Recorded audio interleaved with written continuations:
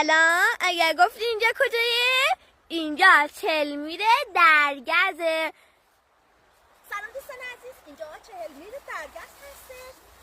حاشیه رودخونه پر از کوله های کوهی هست. من یکم جمع کنیم واسه توی غذاهای سنتی خراسان رزم. چطور خالی؟